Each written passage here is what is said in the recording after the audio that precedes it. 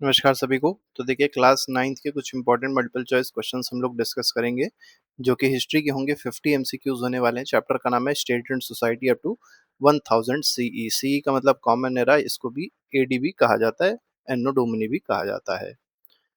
Which is the earliest literary source that supplements archaeological evidence for early Indian history? तो सबसे पुराना जो हमारे पास लिटरेरी सोर्स है, जिससे हम लोग को इंडिया की अर्ली हिस्ट्री के बारे में पता चलता है, ये कौन सा लिटरेरी सोर्स के बारे में बात हो रही है? ऋग्वेद के बारे में बात हो रही है। ठीक है, तो ऋग्वेद सबसे पुराना लिटरेरी सोर्स माना जाता है। The earliest political organization mentioned in Rigveda was. तो देखिए सबसे मतलब ये किस पे बेस्ड था, पूछा गया किस पे बेस्ड था जो पहले पॉलिटिकल ऑर्गेनाइजेशन हुआ करता था जो ऋग्वेद में मेंशन है, वो किस पे बेस्ड था ये बताना है। रिलीजन पे बेस्ड नहीं था, ट्रेड पे बेस्ड नहीं था, टेरिटरी पे बेस्ड नहीं था, किंगशिप पे बेस्ड था। तो डी ऑप्शन बिल्कुल सही हो जाएगा। आगे बढ़ते हैं, क्वेश्चन नंबर थर्ड पे आते हैं। द टर्म जन रिफर्स टू। जन जो शब्द है इसका क्या मतलब होता है, ये इस क्वेश्चन में आपसे पूछा गया। जन का मतलब होता है क्लैन या ट्राइब। तो सी ऑप्शन बिल्कुल सही है। द अर्लीस्ट वैदिक society was mainly organised into. तो जो वैदिक सोसाइटी थी बहुत पहले की, वो ऑर्गेनाइज थी, किसमें ऑर्गेनाइज थी? तो पहला ऑप्शन दिया है रिपब्लिक में ऑर्गेनाइज थी, दूसरा दिया है जनपद में, तीसरा महाजनपद में, जन में ऑर्गेनाइज थी। तो डी ऑप्शन बिल्कुल सही है इसका। तो जन जो है वो बिल्कुल सही हो जाएगा। ठीक है, इसको मेनली क्या और कह सकते हैं, तो जन कहा जाए या यही जो थे ट्राइबल ग्रुप्स हुआ करते थे, इसी में ये ऑर्गेनाइज थी। तो ये मेनली है क्या, तो ये ट्राइबल ग्रुप्स हैं। क्वेश्चन नंबर फिफ्थ कह रहा है विच 5 जन टुगेदर फॉर्म द पंच जन।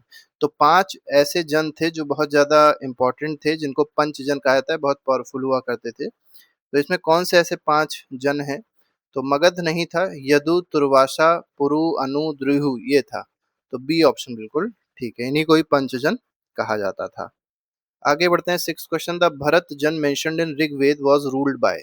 अब जो भरत जन था, ठीक है, भरत जन या भारत जन अगर देखेंगे तो नाम से पता चल रहा है कौन इसको रूल करता होगा। तो भारत या भरत की फैमिली जो थी इसको रूल करती थी। तो सी ऑप्शन बिल्कुल सही है। और कहा जाता है भारत का नाम भारत यहीं से पड़ा है। ठीक है, during the Vedic period the raja mainly functioned as. तो वैदिक पीरियड में राजा का मेन पर्पस जो था, मेन काम जो था वो क्या था, ये आपको यहाँ पर बताना है। मर्चेंट नहीं था, प्रीस्ट भी नहीं था, जज भी नहीं था, क्लैन चीफ, ये बिल्कुल सही है। तो ओनली देके सी ऑप्शन गलत कर दिया है। तो पूरे क्लैन का क्या होता था, राजा चीफ होता था। विच वैदिक assembly mainly perform judicial functions. तो जुडिशियल फंक्शन परफॉर्म करने का काम कौन सी असेंबली करती थी, ये बताना है आपको। ठीक है, तो समिति नहीं करती थी, सभा करती थी। और सभा में मेनली अगर आप देखेंगे तो इसमें एल्डर्स हुआ करते थे। ठीक है, मेनली इसमें कौन होते थे, एल्डर्स, बहुत ही बूढ़े बड़े होते थे फैमिली के। तो यहाँ पर जो एर्थ है वो सी ऑप्शन बिल्कुल सही हो जाएगा। ये जुडिशियल फंक्शन को परफॉर्म करते थे। विच असेंबली रिप्रेजेंटेड दी ब्रॉडर पॉपुलेशन। तो ब्रॉडर पॉपुलेशन को कौन रिप्रेजेंट करता था? तो ब्रॉडर पॉपुलेशन को रिप्रेजेंट करती थी समिति। तो समिति जो है वो एक बड़ी असेंबली थी और मेनली पूरे पीपल को ये रिप्रेजेंट करती थी। विधाता वॉज मेनली, विधाता कौन थे? तो कोर्ट ऑफ लॉ नहीं था, टैक्स कलेक्शन बॉडी भी नहीं थी, पॉपुलर मतलब इसमें सारे लोग ही आते थे जो वहां पर रहते थे। तो इसमें मेनली डिस्कशन होता था सारे लोगों से, वॉरफेयर का या पॉलिटिक्स से रिलेटेड जो इश्यूज होते थे वो डिस्कस किए जाते थे। तो सी ऑप्शन बिल्कुल सही है। The earliest section of Rigveda were composed in. देखिए जो बहुत पहले के सेक्शंस थे ऋग्वेद के, वो जो कंपोज हुए हैं, किस तरीके से कंपोज हुए हैं, कहाँ कंपोज हुए हैं? तमिलाकम में नहीं, गंगा प्लेन में भी नहीं, सप्त सिंधु रीजन में वो कंपोज हुए हैं। सप्त सिंधु अगर आप देखेंगे तो ये 7 रिवर्स का जो कॉम्बिनेशन है, ऐसा रिवर्स, ऐसा लैंड जो 7 रिवर के आसपास लाई कर रहा था, उसी को सप्त सिंधु कहते हैं। इसमें मेनली कौन कौन सी रिवर्स आती है? सिंधु मतलब इंडस आती है, इसके बाद सरस्वती आती है। ठीक है, और साथ ही साथ आप देखेंगे तो इंडस की जो 5 ट्रिब्यूटरीज हैं, झेलम, रवि, बियास, सतलज जो है, ठीक है, झेलम, चेनाब, बियास, रवि, बियास, सतलज, ये सारी सारी पांचों ट्रिब्यूटरी भी आती हैं। तो ये 7 रिवर्स थी। सप्त सिंधु इंक्लूडेड, सप्त सिंधु किसको किसको इंक्लूड करता है? तो इंडस, उसकी 5 ट्रिब्यूटरी और सरस्वती को। ठीक है, तो यहाँ पर ए ऑप्शन बिल्कुल ठीक है। वैदिक लिटरेचर एग्जिस्टेड फॉर सेंचुरीज इन। तो बहुत सालों तक जो वैदिक लिटरेचर रहा है वो किस फॉर्म में एग्जिस्ट करता था? तो ओरल ट्रेडिशन था। जो गुरु होता था वो अपने शिष्य को वेद सुनाया करते थे। ठीक है। तो गुरु क्या करते थे, शिष्य को वेद सुनाया करते थे। उसके बाद कुछ महर्षि आए जिन्होंने वेदों को लिखना स्टार्ट किया, इसका कंपाइलेशन स्टार्ट किया। 14th कह रहा था Veda mainly associated with musical recitation is, तो म्यूजिकल रिसाइटेशन से रिलेटेड जो वेद है, ये कौन सा वेद है, साम वेद है। ठीक है, तो बी ऑप्शन बिल्कुल ठीक है। विच वेद इलेबोरेट्स द परफॉर्मेंस ऑफ यज्ञ या यज्ञ, तो यज्ञ के बारे में जो भी इलेबोरेशन है, किस तरीके से यज्ञ होगा, ठीक है, वो सब चीजें कहाँ पता चलती हैं, हम लोग को यजुर्वेद में पता चलती है। तो सी ऑप्शन बिल्कुल ठीक है इसमें। ठीक है, तो ये मेनली अगर आप देखेंगे तो सेक्रीफाइस वाली जो चीजें हैं, सेक्रीफाइस कैसे दी जाती है या बलि अली कैसे चढ़ती है, वो सब चीजें भी हम लोग को यजुर्वेद में ही मिलती हैं। अथर्ववेद कंसिस्ट कंटेन्स हिम्स या हाइम्स मेनली रिलेटेड टू, तो अथर्ववेद में अगर आप देखेंगे किस तरीके के हाइम्स हैं, क्या किस चीज से रिलेटेड बातें हैं इसमें। आर्किटेक्चर, ट्रेड, एस्ट्रोनॉमी नहीं है, healing and protection from evil, ये बिल्कुल सही है। तो डी ऑप्शन बिल्कुल ठीक हो जाएगा। ठीक है, मतलब भूत पिशाच अगर किसी के ऊपर लग जाता है तो उसको दूर करने की भी जो चीजें हैं वो अथर्ववेद में ही दी गई हैं। philosophical discussions on Atman and Brahman are mainly found in, तो philosophical discussion अगर आप देखेंगे सेल्फ पे या ब्राह्मण, मतलब जो अल्टीमेट रियलिटी है उसके बीच में, या उन दोनों में अगर डिस्कशन देखा जाए, इससे रिलेटेड जो डिस्कशन होता है वो किस में होता है, तो ये सब उपनिषद में होता है। तो ए ऑप्शन बिल्कुल सही है इसमें। ठीक है, आगे बढ़ते हैं। आरण्यक लिटरली मीन्स, देखिए आरण्यक का मतलब क्या होता है, आरण्यक को अगर आप हिंदी में देखेंगे तो ये जंगल, मतलब आरण्यक मतलब जो जंगल है। ठीक है, आरण्य मतलब होता है जंगल, तो जंगलों में जो टेक्स्ट लिखा गया वो क्या है, आरण्यक है। तो फॉरेस्ट टेक्स्ट को आरण्यक कहा जाता है। Which part of Veda mainly explains rituals, तो रिचुअल्स को एक्सप्लेन करने के लिए वेद में जो पार्ट है उस पार्ट को क्या कहा जाता है, उसको कहते हैं ब्राह्मण। ठीक है, तो ब्राह्मण क्या करता है, वेदों को एक्सप्लेन करके आसान लैंग्वेज में समझा देता है वेदों को। ठीक है, आगे बढ़ते हैं। ये एक पार्ट है वेद का। जनपद लिटरली मीन्स, जनपद का मतलब क्या होता है, जन का मतलब हो गए लोग, पद का मतलब जहां वो अपना पैर रखते हैं। तो place where people first set foot, यही बिल्कुल सही हो जाएगा। The transition from jana to janapada mainly indicates, देखिए जन से ट्रांजिशन हुआ जनपद की तरफ, ये क्या इंडिकेट करता है, रिलीजियस रिफॉर्म को नहीं इंडिकेट करता, डेवलपमेंट ऑफ सी ट्रेड को भी नहीं इंडिकेट करता है, ये शिफ्ट इंडिकेट करता है किंगशिप से टेरिटोरियल आइडेंटिटी की तरफ। तो यहाँ पर सी ऑप्शन बिल्कुल सही है। 22nd कह रहा है महाजनपद फ्लरिश मेनली ड्यूरिंग, तो महाजनपद जो फ्लरिश हुए हैं वो किस ईयर से किस ईयर के बीच की बात है, तो 600 बीसी से 300 बीसी तक महाजनपद बहुत ज्यादा फ्लरिश हुए हैं। How many mahajanapada are generally mentioned in historical sources, तो अंगुत्तर निकाय हो गया, भगवती सूत्र हो गया, सभी में 16 महाजनपद की बात करी गई है। ठीक है, आगे बढ़ते हैं। Question number 24, which mahajanapada emerge as the most powerful, तो सबसे पावरफुल महाजनपद कौन सा था, मगध था। और इसकी राजधानी क्या थी, राजगृहा थी।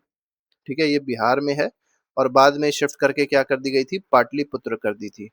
और यही पाटलिपुत्र अगर आप देखेंगे तो आज का पटना है। क्वेश्चन नंबर 25 आते हैं। Which may factor mainly help Magadha become powerful, तो मगध इतना ज्यादा पावरफुल क्यों हो पाया था, कॉटन प्रोडक्शन अलोन बिल्कुल गलत है, मैरीटाइम ट्रेड नहीं होता था, ये भी गलत है, फर्टाइल प्लेन्स थे, स्ट्रेटेजिक लोकेशन पे था, स्ट्रॉन्ग रूलर्स थे, यही बिल्कुल सही। तो सी ऑप्शन इसमें बिल्कुल सही हो जाएगा। The Mauryan empire was founded in, तो मौर्यन एम्पायर जो फाउंड हुआ है किस ईयर में मेनली फाउंड हुआ था, तो 321 बीसी में मौर्यन एम्पायर आया।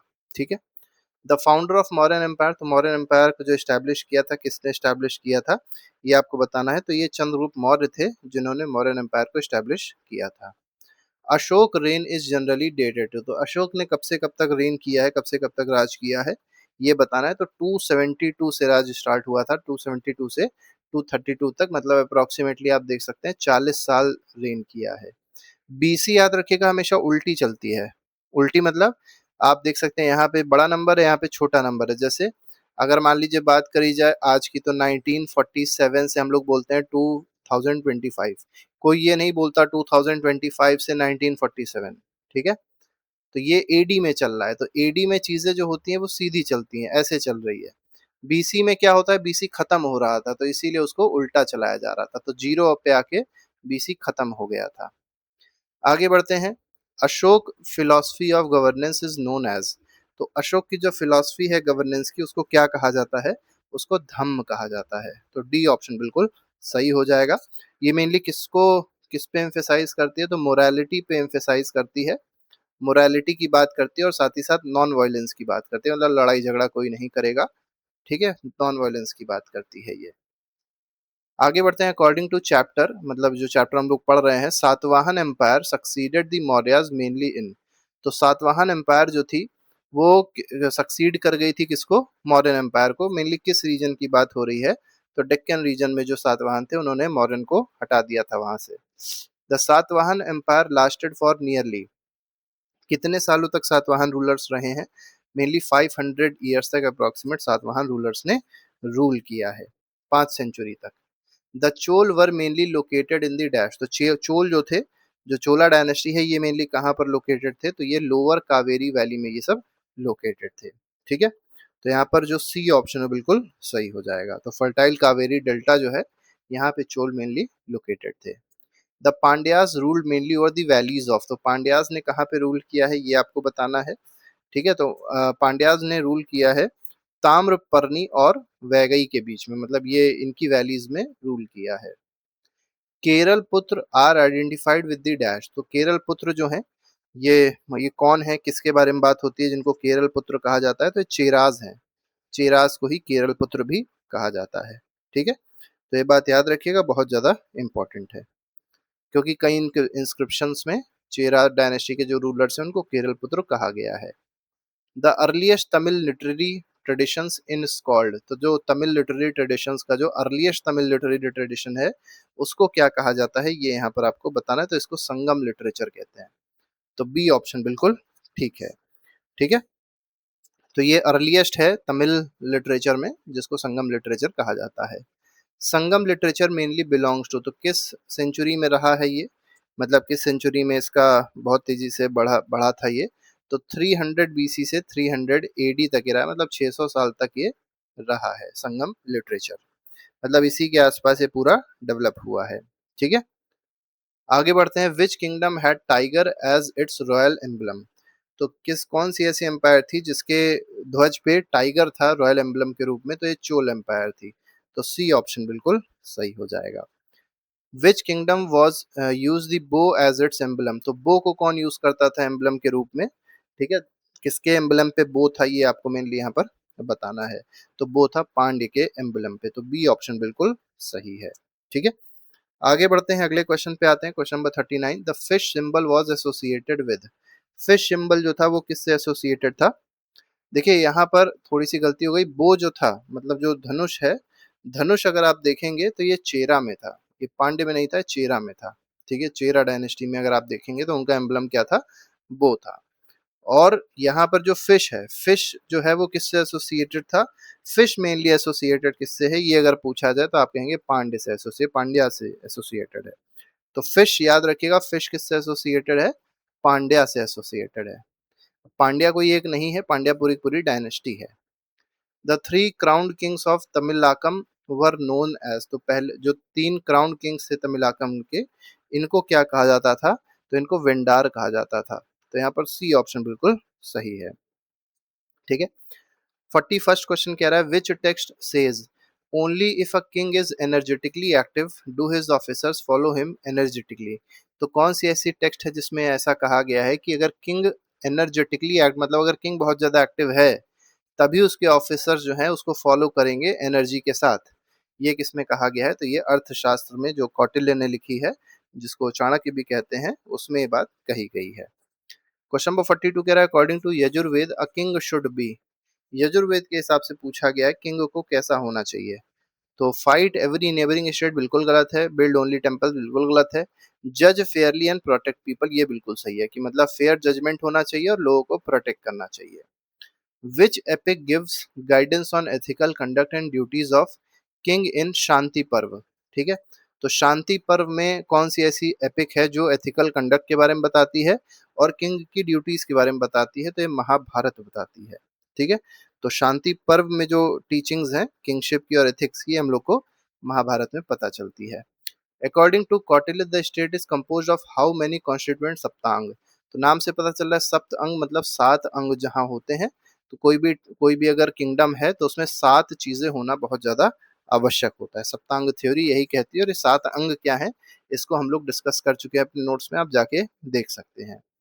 विच of the following is not one of the Kautilya's saptanga, तो इनमें से कौन सा कौटिल्य का सप्तांग में नहीं आता है? तो एलाइज आते हैं, ट्रेजरी भी आती है, ठीक है। एलाइज मतलब, अब देखिए यहाँ पर अगर देखा जाए तो कौन नहीं आएगा, एलाइज मतलब दोस्त होते हैं, ठीक है।